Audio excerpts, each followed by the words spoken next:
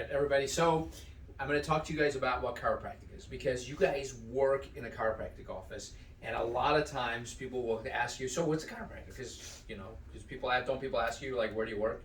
You go, yeah, I work in a chiropractic office. And then they go, what is chiropractic? And everybody says something different. Am I right? What do you say? It's a balance of health and life and adjusting your spine. And what do you say? So what's I chiropractic? honestly haven't even answered. I don't think I've answered the question to anyone. Yeah, what's chiropractic? I usually just say that they like fix your spine and make it like straighter, like adjust it. But if this was a pediatric office, what would you guys say?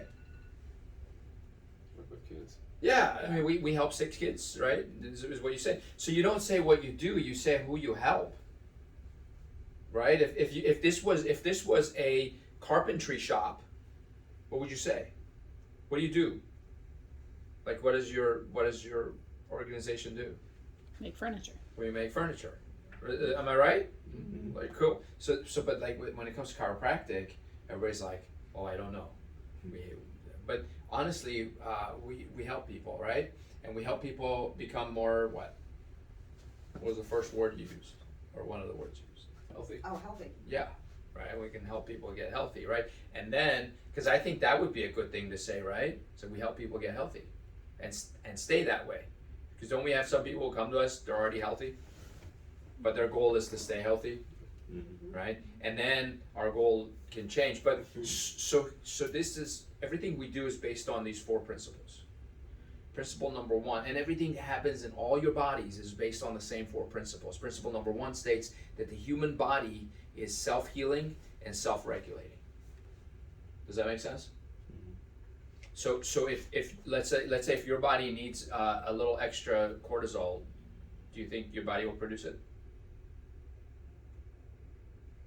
Yes.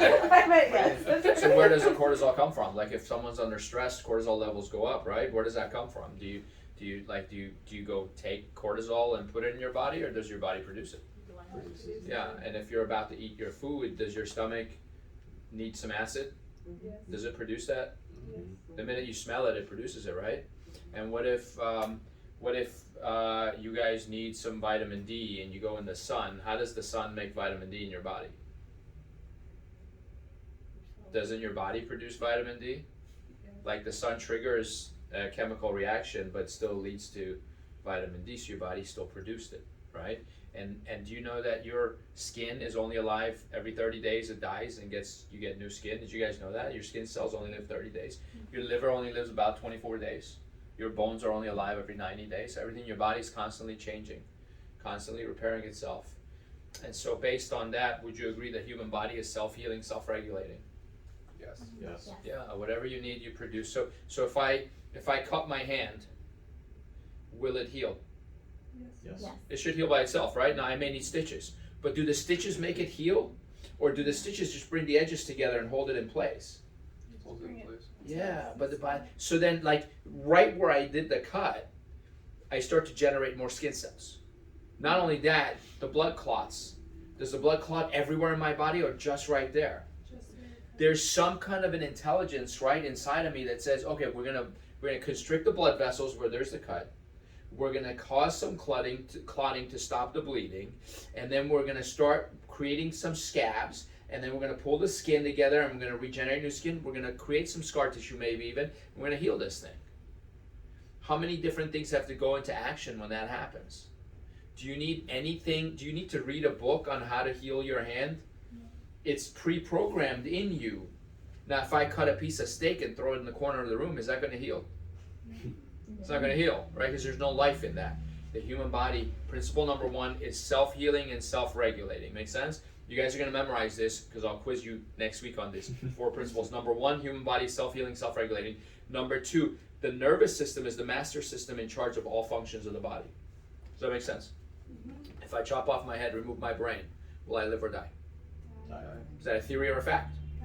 Absolute fact, right? So the brain, and when do people get declared or pronounced dead in the hospital? Is it when their heart stops, or is it when their brain stops? Because we can keep a heart going with machines. We can keep blood flowing. We can keep the lungs pumping air with machines. but we cannot put a new brain in the body, right? It's the one thing, it's the biggest thing that you cannot do a transplant of, right?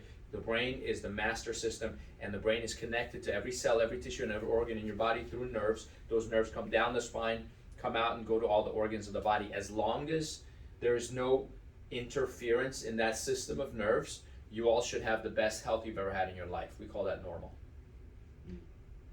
Does that make sense? As long as there's no interference.